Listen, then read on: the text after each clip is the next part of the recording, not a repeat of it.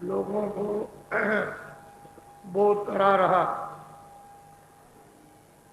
यदि सारे भूमंडल के लोग आदि ईश्वर विश्वासी, मानव धर्मी, सेवा धर्मी, चरित्र और सदाचार पालन करने वाले देश में जगह जगह झुंड बनाकर तैयार हो जाएं, तो सारी मानव की व्याधियां, मानव के कष्ट, तरह तरह के झंझट, उत्पात, वैमनस्यता, ये सभी खत्म हो सकता है और मनुष्य एक शांति का अपने जीवन में सही रूप से अनुभव कर सकता है। ये छोटे छोटे दृश्य जो आपको दिखाई दे रहे, इतने मेहनत की गई, बड़ा परिश्रम किया है। सारे देश के अंदर एक ऐसी भावनाओं का विस्तार लोगों के हृदयों तक किया गया है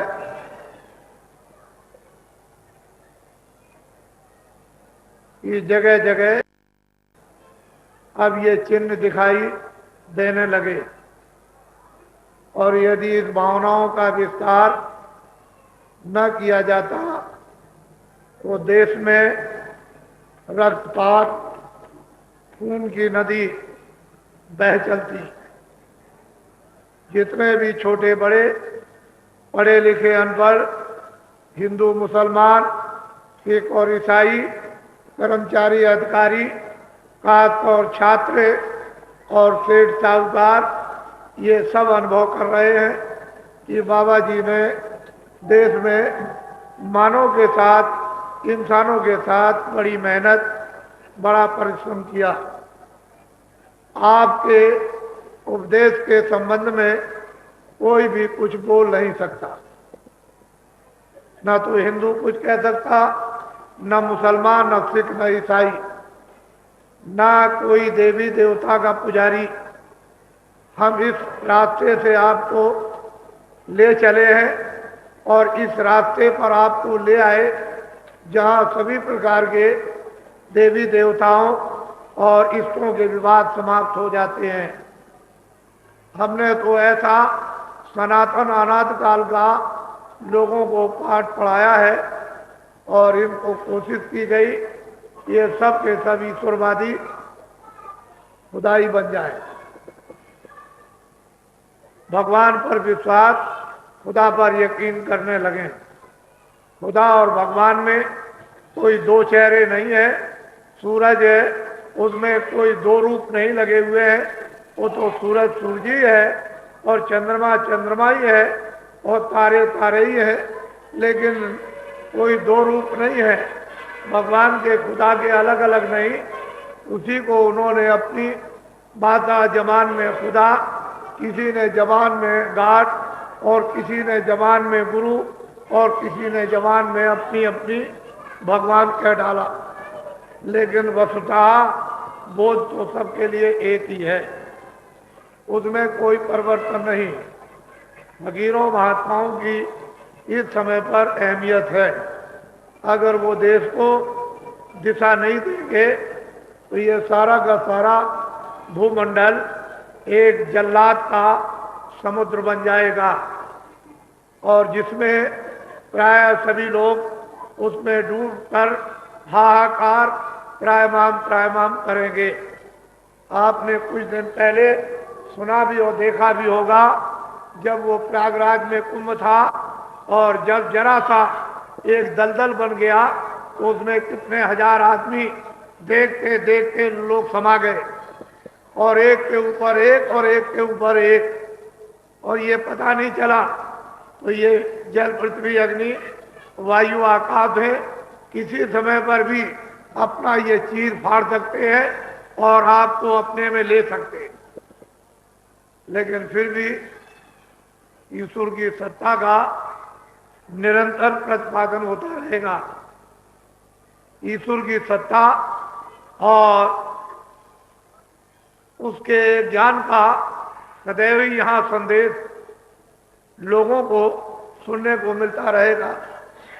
ये मृतलोक है, वो मंडल भूमि है जहाँ बड़े बड़े सिद्ध पुरुष है ऊपर के दिव्य लोकों से यहाँ भेजे गए और जिन्होंने साधना का स्रोत है जारी किया और भूले हुओं को साधना कराकर वापस पहुंचाया। वो तो पूरे ही होते हैं, लेकिन जो यहाँ बहुत मुद्दतों से रह रहे हैं वो अपने आने का रास्ता भूल चुके, उनके लिए तो नवीन है, लेकिन आने वालों के लिए नवीन नहीं है, वो तो सनातन है। जो आते और जाते रहते हैं उनके लिए भगवान न तो कभी दूर हुआ न कभी दूर होगा, लेकिन जिनके हृदय और आंखों से भगवान ओझल हो गया और कितने दिन बीत गए और विश्वास यकीन आपका सब कुछ चला गया, उनके लिए भगवान बहुत ही दूर है। तो ये लोगों को मालूम हुआ कि वास्तव में मनुष्य की मानवता की शिक्षा इस देश के लिए बहुत महत्व रखती है, एक अहमियत है। अगर ये शिक्षा डूब गई तो जो आप चिल्ला रहे हो बात बात से, फिर आगे क्या होगा ये तो आप अनुमान से कम बुद्धि से ही सोचो।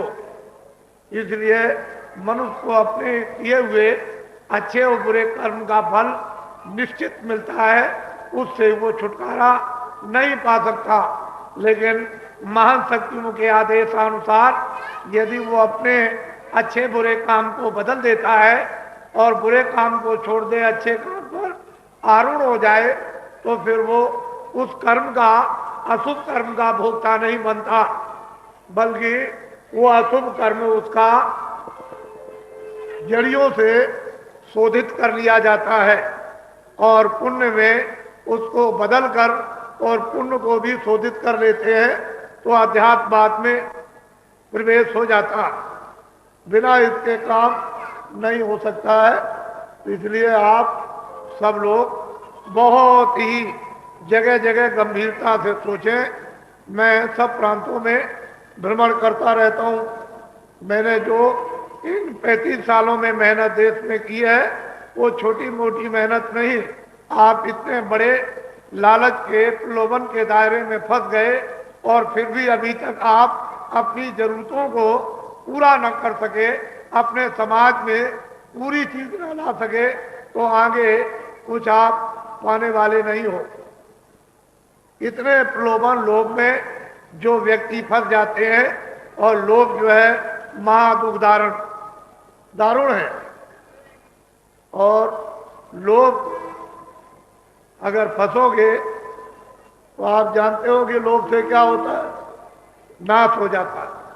बुद्धि का, आपके मन का, चित्त का, आंख और कान का ये पतन होता है। इसलिए मनुष्य को अपने कर्मों पर टिकना चाहिए कि जो मेरे भाग में है वो तो मुझे रोज मिलेगा और मैं जो नवीन अच्छे कर्म करूंगा उसके लिए आपको अधिकार दिया गया है कि अच्छे से अच्छे काम करो, जिससे आगे आपका अच्छा कर्म जमा हो जाए और उससे फिर आपको अच्छा जीवन पुनः दोबारा शरीर त्यागने के बाद मिले, ताकि आप शरीर की जितनी जरूरत की चीजें हैं वो अपने भाग से प्राप्त कर सको।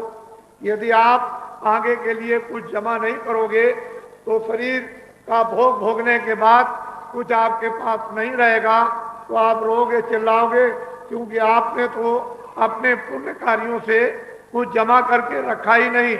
जो भी कार्य किए हैं वो सब आपने बुरे कार्य किए हैं, तो इसलिए आपको बुराई मिलेगी, रोना मिलेगा, गरीबी मिलेगी, रोग मिलेगा, कोढ़ मिलेगा, अंधे होगे, बीमार हो जाओगे, लूले लंगड़े हो गए, ये सब विखादियां आपको मिलेंगी। लेकिन बुरे काम तुम छोड़ो और अच्छे काम अब करना शुरू कर दो, तो ये अच्छा आपके लिए होगा। मैंने कल आपको बताया कि आप अपने गृहस्थ आश्रम में रहते हो, सबसे विशेष आपका सहायक संबंधी कौन हो सकता है? आपकी पत्नी। जब कोई काम करने चलो, चाहे अच्छा हो चाहे बुरा हो, पत्नी से पूछो कि मैं ये काम करने जा रहा हूं, तुम्हारी समझ में ये काम अच्छा है कि बुरा है?